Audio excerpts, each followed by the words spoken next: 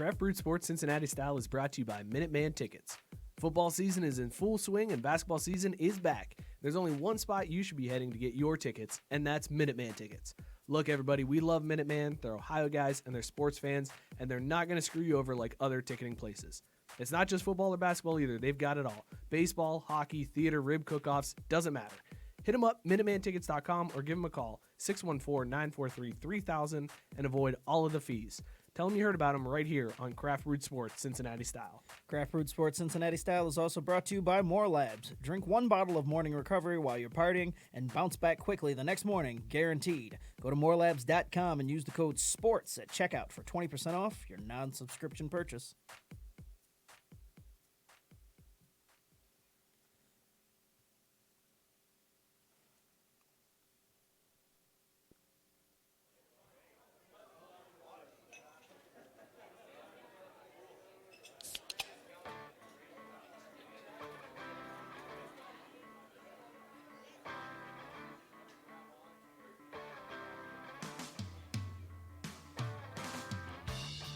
Hey, everybody, and welcome to another edition of Craft Brewed Sports Cincinnati Style.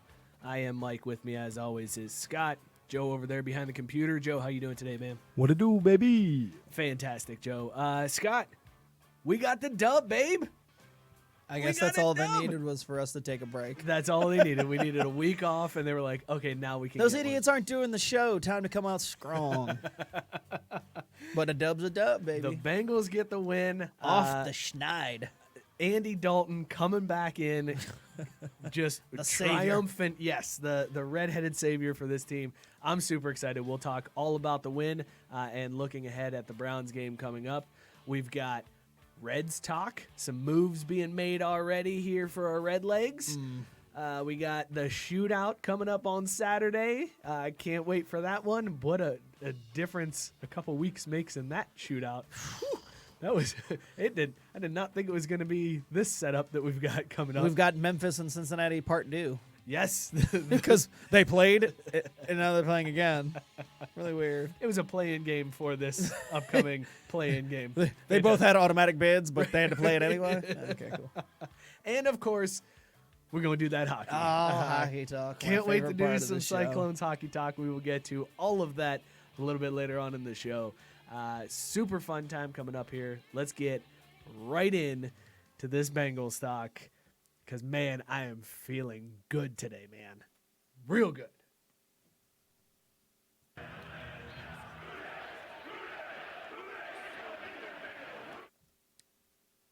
It ain't the Jets. It ain't the Jets. Well, we said it. I mean, we looking ahead at the schedule. This was the part of the season between the Raiders game and this one, and Miami coming up shortly, where it was like, hey, if they're gonna win, there's your window. There's your shot. This was even one before the season. Well, I guess after week one when they had the close loss to Seattle, where it was like, all right, this team has a shot. This was the Jets game was one that we pointed to as like that's a W. Well, I mean, just coming in just because the Jets in general are in the usual Jetness of disarray and looking like they're going to be completely garbage. But then the last few weeks, they kind of came on. And what's crazy to me is not that the Bengals won this game, because, I mean, I guess that is kind of crazy given what they've done this season. But it was like straight out domination. It was never in doubt. Yeah, this was a win. Jets kicked a field goal, and that was pretty much it. That was the end of it. Dalton sets the franchise record for touchdown passes with that first touchdown pass, which I didn't realize. We never talked about it. I didn't even realize he had tied Ken Anderson's record when he got benched. That's nuts to me. How did that storyline get buried? Yeah. It was like, I didn't hear anybody talk about it until this week. Right. When he set the record, everybody was like, by the way, he was tied with Ken Anderson and he got benched. What the hell? How did nobody mention that before? So Dalton is now. I'm very happy for Andy Dalton, though. Let me just throw that out there. He deserves that. Good for him. He's dealt with a lot of crap. And in this season, I do think that, Taylor kind of, if there's one thing to point to this year for me, as far as him kind of being questionable as far as the head coaching call, it's how he's handled this whole quarterback change, because the timing was very weird. And then you kind of had to go back hat in hand to Andy Dalton because things weren't working out for Finley. And now, Dalton wins this game, and everybody said, well, if they had had Dalton in there for a couple of those ones that, Finley started, who knows what would have happened. But more importantly, you got this win. Dalton's back in there, and presumably he's going to start the rest of the way. But you still have no clue what you have in Ryan Finley because for the few-week audition he had, you started him against the Ravens. Right. The offensive line was crap. You didn't, he didn't have any of the receivers that thought, Adrian Green wasn't playing and all that stuff. So, I mean, you put him in a not great situation to begin his NFL career, and you're trying to get a look at him, and then you bench him because you got to go back to Andy because it's, not really working out. But you still have no idea what you have with him.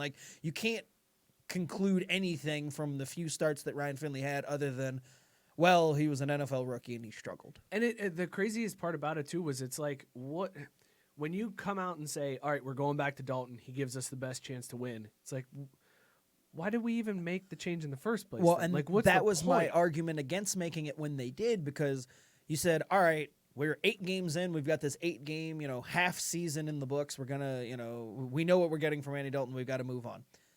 Well, then you come off the bye, and I get it.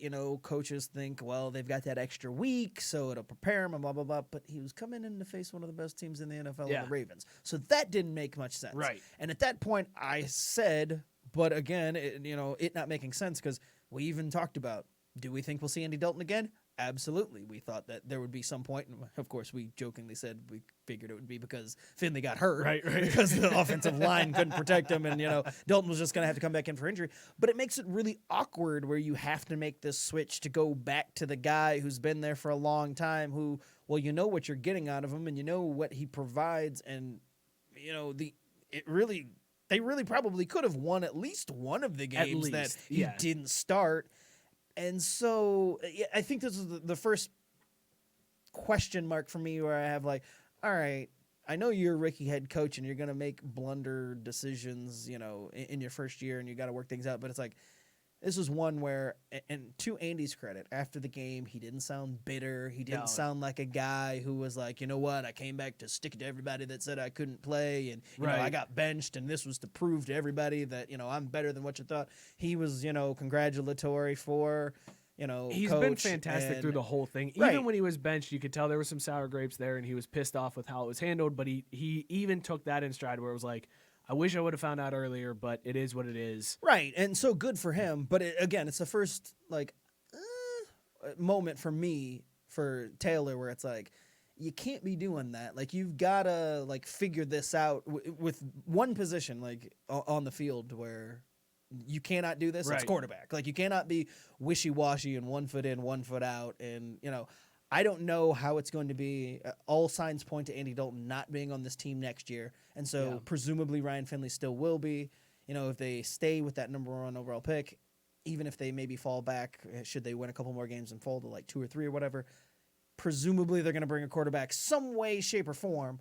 He's got to be better about handling this moving forward because definitely. It's an easy way to lose the rest of the guys in the locker room of the team because if they see, well, you don't know what you're doing when you're handling the quarterback position. What other positions, going, and you're an offensive guy. That's supposed to be your forte. You were a quarterback's coach. Right. So should know how what to other handle, calls, are you going to make along the way that might be questionable? But again, might not be an issue right now. It's just something that raises my eyebrows, and you'll need to keep an eye on moving forward if he's going to eventually be a successful head coach. One thing that raised my eyebrows was Zach Taylor's press conference after the game. Yeah. Then there was this. He's got to work on his post game pressing. Taylor, moments. he was asked how it felt to win his first NFL game. And his response it's something I've listened to at least 100 times throughout this classic week. coach speech. Just the best. Go ahead, Joe. Play that clip from Zach Taylor. How do I feel? I can't even describe it. Good. Feel real good. All right. Well, okay. Good. Feel real good.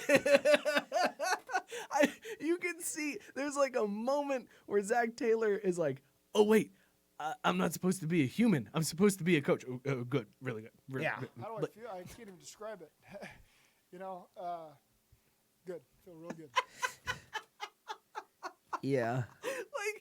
Enjoy it, man. It's your first win. You can be Right. a person. Have Yeah. a personality. I don't want him to be a Belichick type coach that just does these dry ass answers. Well, and you know, the joke and the moment, and it's like, all right, you've gone 0-11, so you know, at this point, it's all fun and games as far as getting your first win. They did the Gatorade bath for him. Like, I mean, you know, it's fine to like have some fun because you're now 1-11. Right. Your first head, you know, coaching win. Like, you can have a moment of tongue-in-cheekness with this whole thing.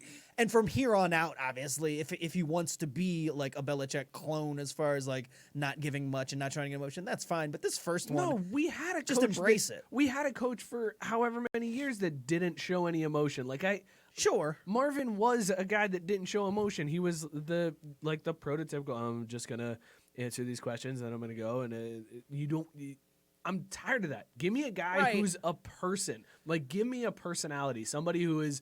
But that's what I'm saying as far as him going. Like, it's If like my son was still playing soccer with Zach Taylor's daughter, I 100% would tell him on the sideline, Zach, be a normal person. be a human being. Good, really good. I feel real good. I mean, that's one of those sound bites and moments in his life where it's just like you can play it for everything. It's like, how did you feel about your dinner tonight? Good, really good. Okay. That was so the quarterback situation botched. That question botched. Like, enjoy it, man. It's your first NFL win.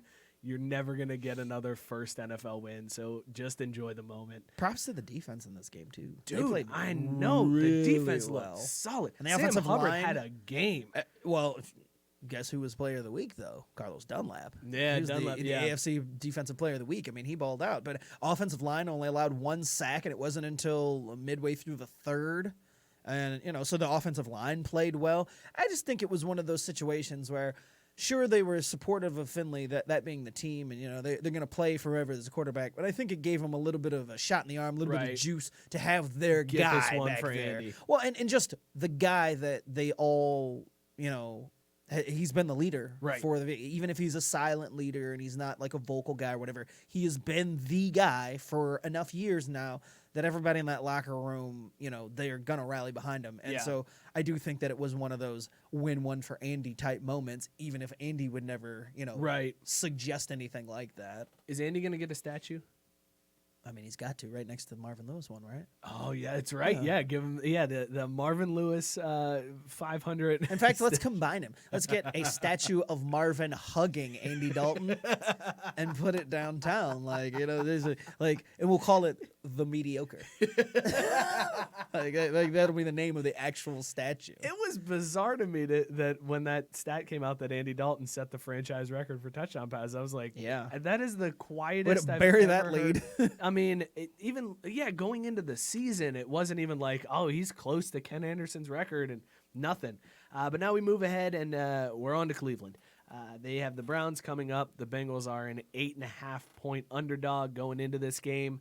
All signs point to Baker, the touchdown maker, coming in and getting this win for the Browns. Do you think the Bengals are able to ride some momentum here, or do you think Cleveland's just too dangerous? This is a tough one because the Browns have been just.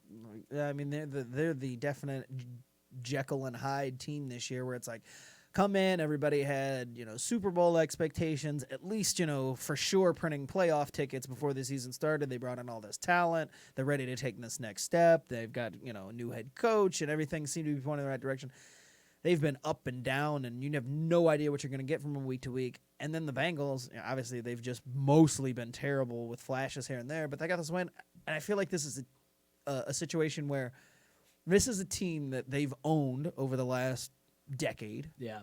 For the most part, usually winning 2 games a year, except for last year when the Browns, finally flipped this year. But this is one of those things where it's like, the Bengals still have to have pride, and it's one of those big brother, little brother things where it's like, all right, we might have one win, but the Browns have been getting everybody, because they were the chic pick coming into the year. Right. They've been getting everybody's best bet, and I feel like this is one of those ones, because it's in Cleveland. I still expect Cleveland to win, but I think Cleveland wins on like a last-second field goal, or it comes down to somebody having to make a big play for Cleveland to win this game, like Cincinnati makes this one more interesting than people probably think. And I know the spread is what, like 9 points or 8.5, something? I think? yeah. Yeah, so. Which I picked the Browns to cover the spread on the regular show. Yeah, I don't think that the Browns cover that. I don't. Joe, you're a Browns fan. You think the Browns cover this spread? Well, currently Baker Mayfield, Odell Beckham Jr., and Jarvis Landry are all currently questionable. Yeah, that would have been good information to have when I was making my pick. I mean, it looked like Baker looked like he broke his thumb, bounced it off a helmet. Yeah. And How ironic is that? Yeah. A lot of people on Twitter were like, "Oh, Yeah. karma."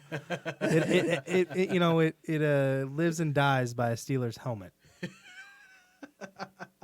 Odell Beckham, though, I mean, I know with him being questionable, that's a hit to that offense, but he's also, this is the longest stretch he's gone without a 100-yard game, so he's not even, I mean, granted, this would be the game where he blows up and gets like 200 yards receiving and 4 touchdowns and has a breakout game, but he's not even a guy that seems like the threat. Jarvis Landry is more of the threat in that offense than Well, I mean, than which Beckham is the weird part. I mean, obviously everybody thought it would be opposite, and that Beckham would be balling out, but he's got 1 touchdown on the year, like one. Like he's been less productive with Baker as his quarterback than he is as Eli, which is really weird. I don't know what it is. He has 2 touchdowns. Does he? Oh, sorry, my bad. Oh, sorry.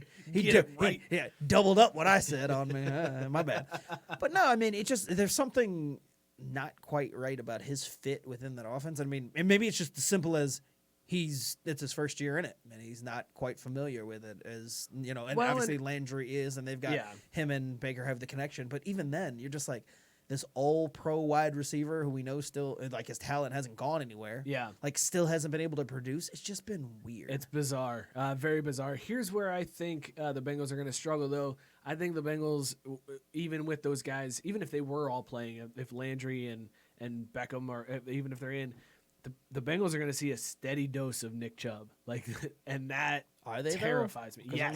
I mean, Kareem Hunt has been edging his way in there. Well, okay, but it's going to be a running game, like the Browns and. Well, you would think, but the second half of this game last week, they lost. They only ran the ball like 6 times, and the Browns fans were a little like, "What the f?" So I mean, like, that's the thing. Like, Kitchens has been very it's confusing in the way he's run the offense. Like, it's like, oh, you have Nick Chubb and Kareem Hunt, and even if you didn't have Kareem Hunt, Chubb was leading the NFL in Chubb rushing, is like killing it, right? But then you only hand the ball off 6 times in the entire second half, like in a game that you were leading. Like, what?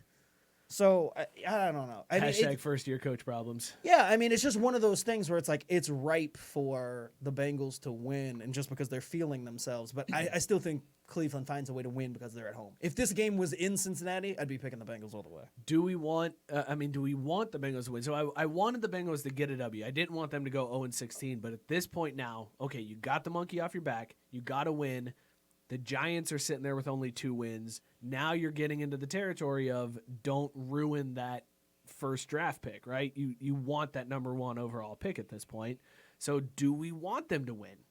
Or do we, okay, fine, we'll take number 2 in the draft. That's where I'm going to struggle as a Bengals fan from here on out, because it's like, I don't know. Like, I didn't want them to be 0-16, but I also, you're this bad, get that number 1 overall pick. I'm not saying tank, but tank. The only please. thing, right?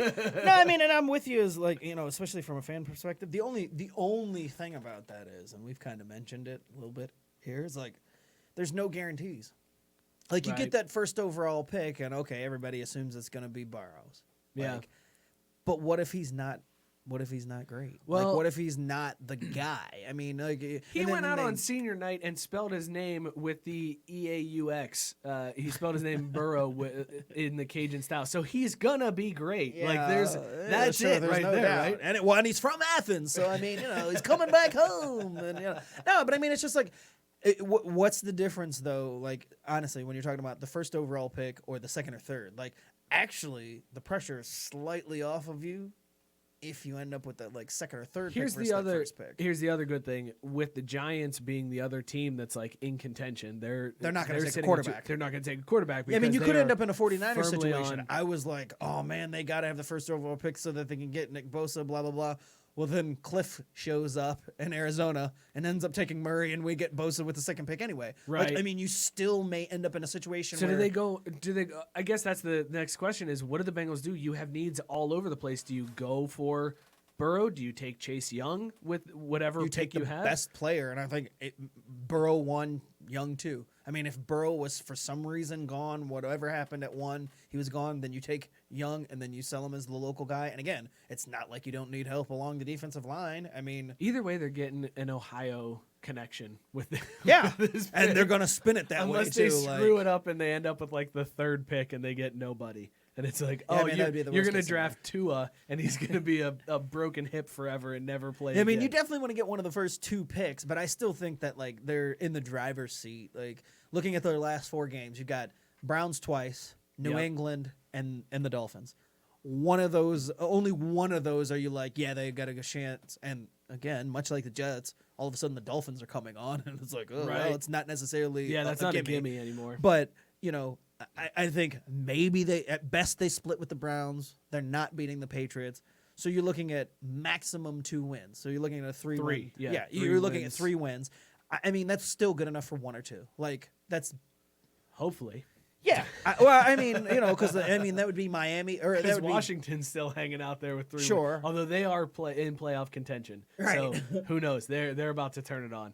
All right, so we're all in agreement here that we're likely going to lose this weekend to the Browns, but you're saying it's going to be close. Yeah, I I'm think it'll be hoping close. for my sake. like a and non-embarrassing loss. I'm hoping for my sake that it's a 9-point loss, so that I don't have to throw at the degenerate dartboard of doom. They're going to lose by 8. Joe hopes that the Browns run the score up and destroy the Bengals because he's a Browns fan and we hate him. Let's talk a little Red Legs hot stove action. Making moves, baby. I mean, Nah, this is it. Bring on. let's wait till the intro. And this one belongs to the Reds. Moose is coming to Cincinnati. Mike Moustakas has been signed. Peraza was tendered and is released from the team. And Moustakas gets signed to a 4-year deal. Everybody is saying that the Reds overpaid, but in this market, when you're a small market team, you got to kind of overpay for a guy like that. This is a dude that I think could help the inept offense that we saw last year. He can make make an impact immediately in that lineup. I do think it's kind of a weird spot because he's going to play second base. So it's in a middle infield of Moustakas and Galvis at this point, which is a very strange duo up the middle. Well, and that's where, like, okay, so last year, you know, you, Joe, and I talked about before we started this show, you know, we talked about off of our show, just like what the Reds were doing, because the moves they made in a vacuum, like, Going to the World Series is what the Reds are doing this right, year. like, This didn't make was it. sense. This and was then, the and then move. it proved, you know, we proved right mostly because it was just like, it was largely confusing and they just did something. You know, and it seemed like they're just like, we gotta have our did things. names in the off-season hot stove. So they did stuff. Okay, so then come into this year, and then, you know, obviously they made a run towards the end of the year, but overall, they still finished 4th in the division. Yeah. Yeah, I mean, like, it didn't work out how they hoped. So then you're coming in this offseason, it's like, well, where do they go from here? And I'm not saying that they shouldn't make any moves, but we touched on it 2 weeks ago where it was like, why are they in conversations to bring back 2 former Reds, you know, Right. that like kind of don't make sense with the structure of the team? And then they pay for Moustakas. And my first thought was, wait a minute, they signed a third baseman who plays first and they don't have the DH?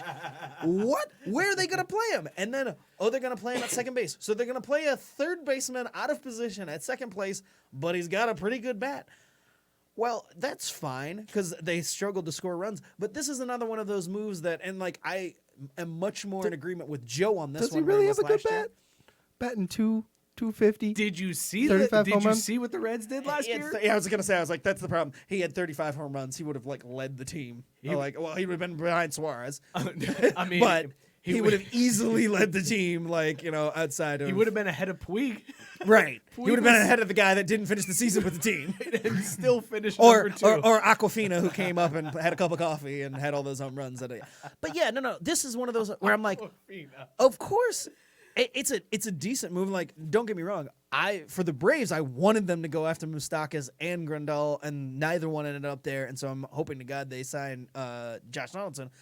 But the problem with the Reds doing this is, in a vacuum, this makes no sense. Like, they better be doing something else. And I heard rumors earlier, well, they're in on Wheeler. That would have been a good start. Yeah. Signing. Well, he ended up in Philadelphia. Yep. Like, they need to make something else. Like, if this is the only thing that the Reds do, it's another confusing move where it's like, y'all are just trying to keep your names in the news. Like, this, like, a guy that's not a natural second baseman playing second base, and people are like, well, what about when Joey Votto leaves in a couple years? And I'm like, well, you're still paying him, like, in between now and then, and you still got a guy who's a third Moustakas baseman playing it's second only base. a 4-year contract. Like, Votto's signed forever. Right. Votto's signed through 2089. He's signed till our kids can play in the bigs. So, yeah, no, I mean, this is one of those where I'm like, this is a real wait and see, because if this is the only thing they do, I think it's a horrible I don't signing. think it's going to be the only thing they do. Like, this is a team. Yeah, that, but you kind of have to hope it's not, right? Because you have no idea. Because I mean, I definitely am hoping it's not. they're not going to be in the play for Garrett Cole. They're not going to be in play for Anthony Rendon. They're not going to be in play for like Strasburg. Like the biggest names they aren't. Like they're on paper, their starting rotation we thought is okay, right? Like right. okay, The like rotation it's decent. The rotation was solid. It was solid. It's better than okay. Right. It's good enough to like be in the conversation central. But the problem is when you look at this, like my first thought was, does this Moustakas signing make them better than the Cubs, the Brewers, or the Cardinals? Yes. No. Because I want them to be. Right, yeah, like the answer is no. Addison Russell isn't in Chicago anymore, so yes, they're Addison Russell like didn't play all of last year because he was too busy hitting women. Like no, better than Chicago. I don't got nothing. I have nothing. I'm trying to defend this, but it's you're 100% right. Yeah, I mean that's just like I don't have a problem with the Reds trying to win games and get better. This just seems like a weird way to do it. Like this is just literally like this is what we were talking about, where it's like, well, just sign a guy and figure out things with him later. Like, can he pitch? Moustakas, can you get out there every fifth day? No? Okay, well, I guess we got an opening at second. You want to play there? Sure. All right. It's just weird. Have a plan when you sign guys, and I don't feel like they do. But I mean, again, to be determined, because if they make a couple more moves in the next couple weeks and the owners' meetings are coming up here shortly, maybe they make a trade. Who knows? Maybe this doesn't look as crazy in a couple more weeks. But right now, I'm not a fan. This is just going. I'm going to make a bold prediction here that this is just the start of the crazy. There will be other moves. There'll be another move that'll be like, what? After the winter like they meetings, still signed Didi Gregorius, and we're like, well, what? After the Really, winter what are they meetings, doing? we'll be sitting here going, I don't know what they're doing. They're running this like they're playing the show on PlayStation. They're just like, well, we'll just take guys. We don't care. Right. Like it doesn't matter. Defense and all that other stuff, advanced metrics, who cares? Just need names. Just give me ticket sales. That's all I'm looking for. Keep me relevant enough But to I mean, sell some tickets. on it, just by itself, like Mike Moustakas is a good player. Like he's not a bad Major League Baseball player. 35. Anytime you go to add 35 home runs to your lineup, you're not doing a bad job. And especially considering that now that Peraza's out, it is an upgrade from Peraza. Sure. Like, offensively. Right. So cool. Probably a step down defensively, but whatever. Okay, we'll see how that works out for us. You don't have to worry about preventing runs if you're scoring none a game. I guess. Let's move on to the next big story this week here in Cincinnati, and that is the Crosstown Shootout coming up on Saturday. Joe hit us with some intro for this. We went out there and zipped them up at the end of the game. Damn straight. No. I was like, he's gonna play. Come on. We went out there and zipped them up. All right, Yeah, thank yeah, you. You got it back. to balance it out. Yeah, good work, good work. All right, so the shootout at the beginning of the year, we looked at this as, man, Xavier is coming in. They're going to be the team to beat in this one. UC. Then they lost to Florida. Right, they lost to Florida. Did not look. They haven't looked good at all this season. There hasn't been a single game that I've been like, all right, they put it together. No, Lipscomb. Oh, I forgot On about Saturday. Lipscomb. On Saturday, Yeah. they played Lipscomb, Yeah. and it was the first game where it's like, oh wow, that's what it looks like if they all play to their like full capacity. The problem is, one, it was against Lipscomb. Two, it's only been once this season. Right. Like Right. all the other games, even the one, they've only lost the one to Florida, but all of the wins, it's just been like, these are just such ill-fitting parts. Like it's like the Reds playing basketball. They're like, well, you just got to get basketball players. It doesn't matter what position they play or how well they like fit together as a team. Just get players and worry about that rest later. And you're seeing that where it's just like, well, that's good enough to beat bad teams, but Right. if you beat any type of, or if you're playing against any type of team that's actually structured and like there was thought put into like the roster construction, then you're going to struggle and or lose. Well, and UC had their issues. Cumberland obviously having some issues, and they lost to BG. they did lose the Bowling Green. So it could be that bad. We Xavier at least has a better loss on the resume. If we're talking college football, Lost to an playoff SEC ranking- team. Yep, All yep. right. Didn't lose to Maction. Cool. But yeah, I just feel like Well, and then this, I can't remember if we talked about this or on the show or off, but this also is another reason why having this game, because these two teams don't have an identity, haven't really found their way.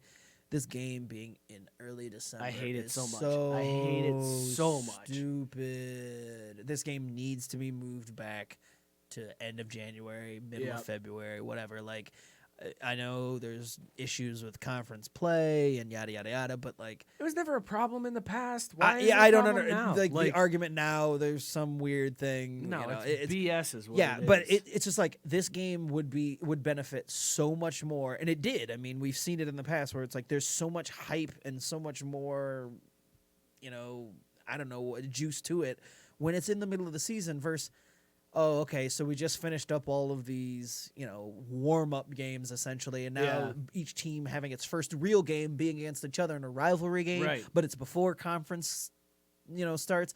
And so, again, and then you run into this where it's like these two teams haven't really figured out who they are, so their identities are kind of up in the air, and now you're asking them to play in this heated rivalry. Right. And I feel like no matter what happens in this game, yeah, Xavier should win. Like, on paper, they've got the better talent. We know that anything can happen in this rivalry game, so if UC wins. But I feel like even if UC won, would we really be like, well, that just proves that they're way better than Xavier or anything? Like, it would just be like, well. Right. It was like, yeah, it's It's just oh, whatever. cool. Because it's so early. Like, it's just another tune-up game, essentially. That's what Yep. it ends up becoming. And that's really crappy because this is one of the best rivalries in college basketball. Well, I watched a little bit of that UC Delaware game this week, and Why? because I wanted to see, like, I haven't really watched too much UC basketball this season, so Fair. I wanted to see before the shootout, like, Just get what- an idea of who yeah. to hate. And, Fair. dude, Cumberland is good. That kid can play. I mean, he's been good for, 3 years now? I 2 know, years but now? he's like this season, I'm like, dude, this is a different animal than what I've seen Yeah. in the past. This kid, why are you giving me that look, Joe? You giving me a look. Who would UC play? Didn't they play? Oh, it was Vermont. My bad. Sorry. What did you say? I said Delaware. Vermont, Delaware. Whatever. It's a northeast New England Isn't tiny that the same school. state? Isn't Yeah, that, like, sure. That's the same state. Vermont and Delaware is the same state. It's whatever.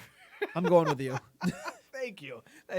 Anyways, Cumberland looks so good, and I don't know how Xavier is going to handle him because I don't see anybody on Xavier's roster that's really going to be able to match up with him. That's the thing, though. That's it. That's all they have to do is one guy. Like, you let him get his, and that's the UC. Yeah, doesn't but have then anything what's going to else. happen is Cumberland's going to get his, and then Xavier is going to try to just shoot threes like they've been doing this season, and they're going to die by that arc. I feel horrible going into this game. Like, if you had asked me 2 weeks ago, I would have been like, Xavier wins this one handily. Right now, I don't feel good about this one at all. I think UC takes this game. I still expect Xavier to win, though. Like, it won't be pretty because that's the thing. None of Xavier's wins have been pretty except for that Lipscomb win. Like, What's the rest of over them are under just in this like- game? Oh, Have I they? don't know. I haven't. This even is seen always if one of set those- a line. This is always one of those games too, where it's like, oh, Xavier won 40-32. Like it's so low scoring, it's sloppy. Do you remember? That's at least it's back on campus. Because do you remember when it was at U.S. that was Bank the how worst. sloppy those games were? Terrible. So at least we're back on campus.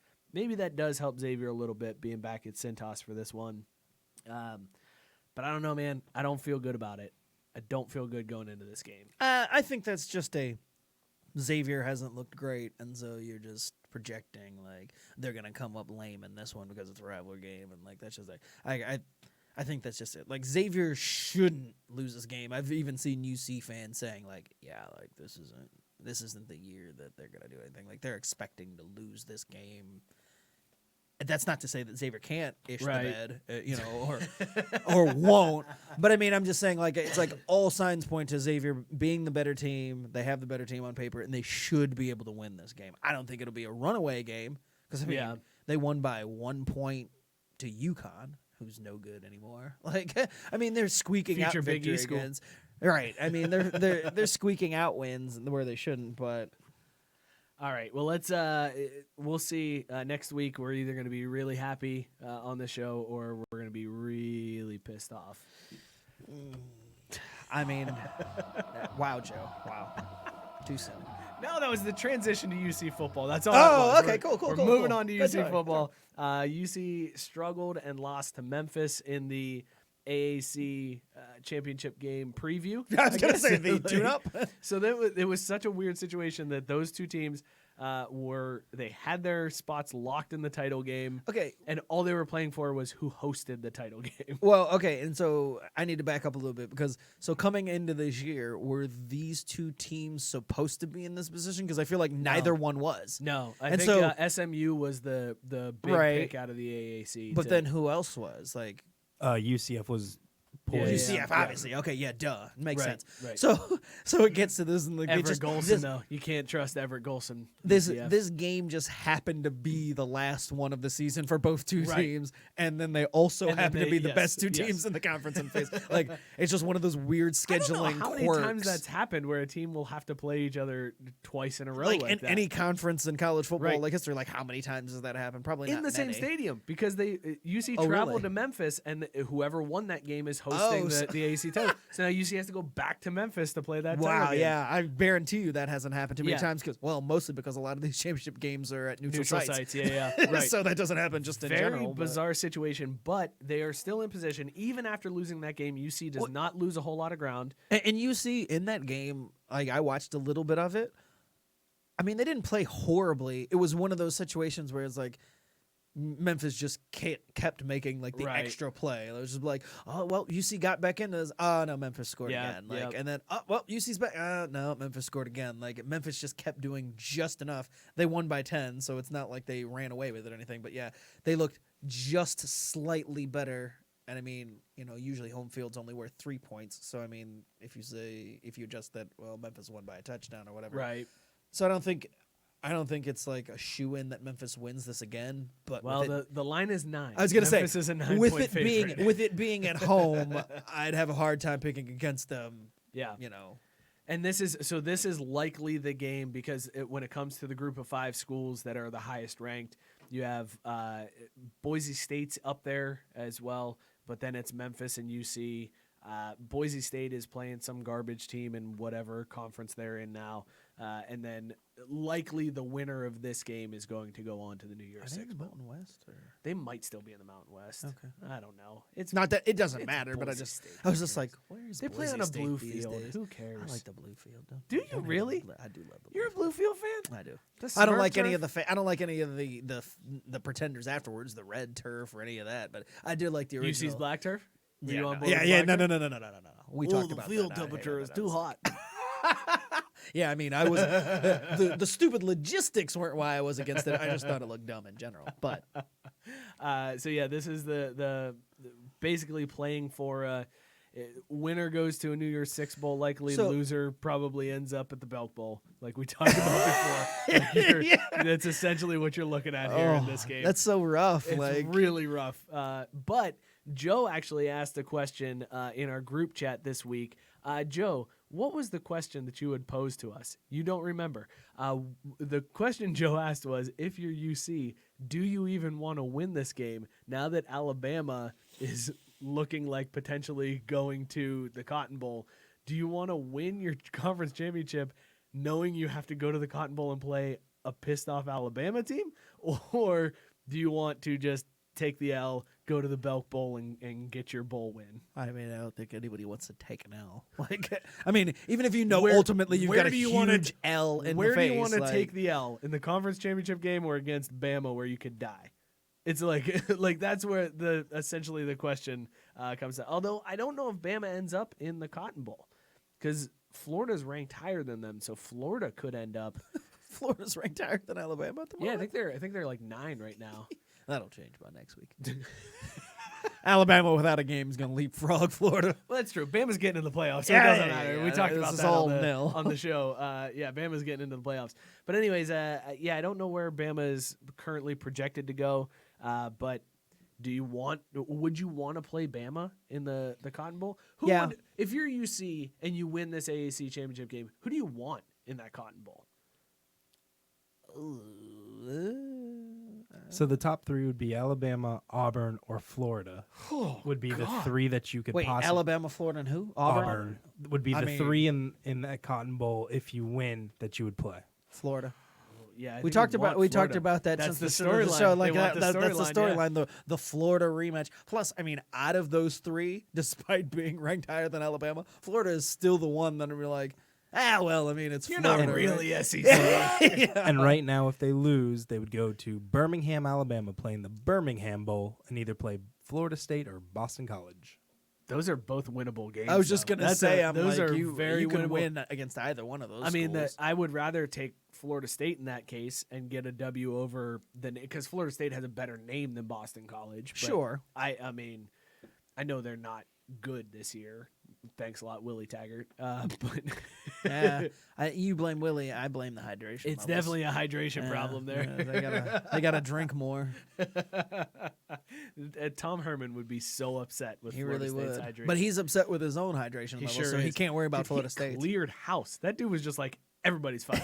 I'm getting rid of everybody. I'm blaming everybody but myself. All of you done. Tim Beck, get out of here. Scott, you want to do some hockey? Oh my God, let's do some hockey. Let's do that hockey.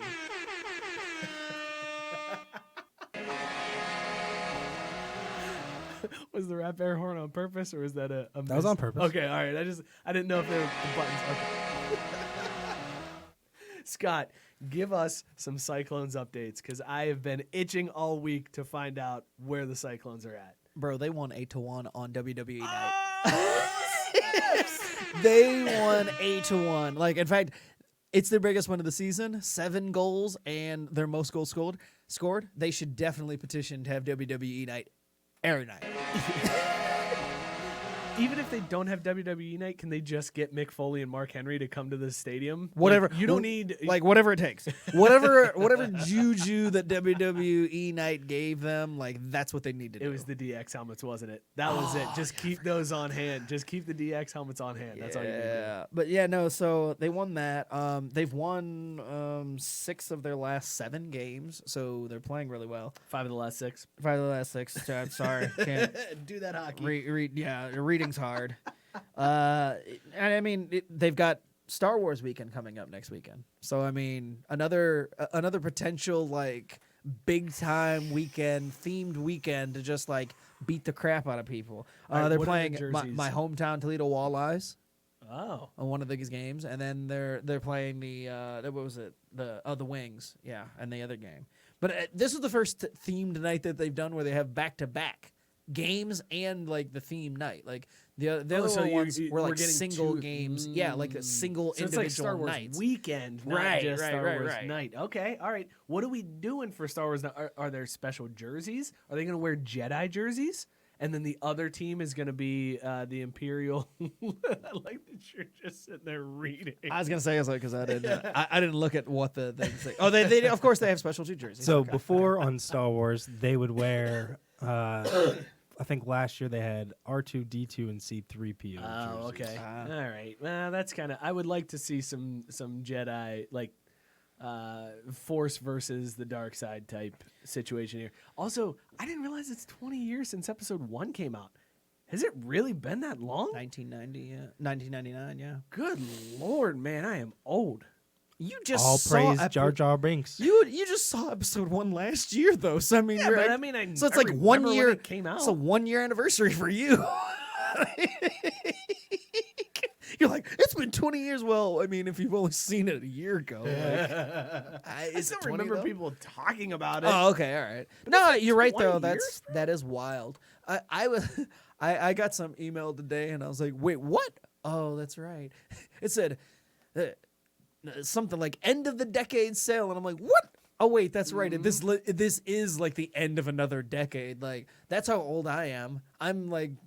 Like it's no longer like even affecting me like when decades end. Like, do you remember the first decade that like ended where we're like aware of like how those things work was going into 2000. So it's like 99, and that was a huge deal. Yeah, dude, because obviously, all the computers were going to shut down. right, and yeah, we and were all everything gonna Y2K die. and everything was gonna end. The world was gonna end, and then even going from 2009 to 2010, there was still like, oh hey, another decade of like. I keep forgetting that it's like, oh, 2020 is the start of a Right, new decade. yeah. Like, because the 2010s, is that what they call those? Like, I don't even know how this is referred to. I don't even know. Yeah, we can finally now say we're in the 20s. Like, yeah, we're right now. And it will be, but like, it'll be the Roaring 20s Part Deux.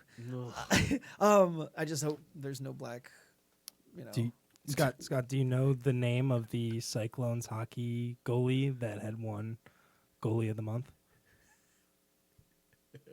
I bet he has a foreign name. Is it the dude from Youngstown? Nope, not the dude from Youngstown. Does he have a foreign last name? Do you know who the Cyclones are an affiliate of? What NHL team they're affiliates to?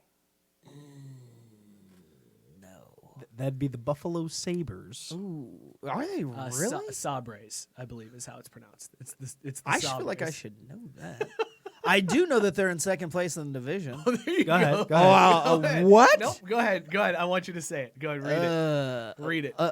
Uko? Pekka? Lukonen? There are so many What? duplicated letters in that. Like, that name looks like something in a Star Wars. Like, that's a Star Wars character's name. They got Mace Windu. Ukko-Pekka Luukkonen. Ukko-Pekka Luukkonen? You could have given me 12 hours to get that, and I probably wouldn't have gotten Well, it. it took you 12 hours to try to say it the first time. I know. I'm going to need them to start Sean Romero every game. I got that one. Even Michael Hauser, I'm okay with, but Jesus, don't start. Wait, hold on. Birthplaces. What?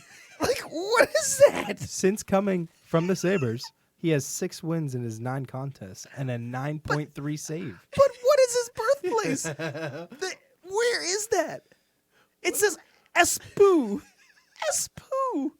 Okay, just look at the name. Where do you think he's from? Czechoslovakia. Finland. Okay, so yeah, so one of those of like, but I mean, why did they put Espoo, Finland? Like they just put Espoo. like I'm supposed to know. It's been this hockey talk. Wow, That's some good hockey talk. Hey, they're second in the division, 14-5-2. Killing it. Is that Yeah, not I the read case that. anymore? I read that right this time. Wait, Joe's shaking his head. What? No, What? they dropped to third. Oh, wait, because did somebody play? Oh, they were in second place when I looked it up this. Wait a afternoon. second, they're behind the Americans, so that's. I feel like you can't. You have to lose to Which that a better team. question is, Allen? Where the hell is Allen? Didn't Billy Joel write a song about that? I have no idea. I don't know. I've never heard of Allen. Like all of these players or all of these places, you've got Allen, Rapid City, and then I recognize places like Fort Wayne, Idaho, Toledo, Wichita, Tulsa, Wheeling, Utah. But Allen, I think I'm supposed to know where that's at. Is it next to Espoo? Is it in Finland? Real good. Hit that again, Joe. Good. Feel real good. Well done. Perfect. That was some good hockey talk. Star Wars weekend. That's a big weekend. You got to win on Star Wars With weekend. that goalie. That goalie's got to play every game. Mace Windu, man, he's so good. Ain't no black goalies. Patrick's brother is a goalie. I meant in minor league hockey. Played for the Knights, right? Is he still with the Knights? I think so. Fair enough. All right. This has been a super fun show, everybody. Thank you guys so much for tuning in. Be sure to share out the show. Let all of your Cincinnati fans know we clearly know what the hell we're talking about, at least when it comes to the Cyclones. We may not know what we're talking about when it comes to the Bengals, Reds, UC, or Xavier, but we got that Cyclones talk on lock, baby.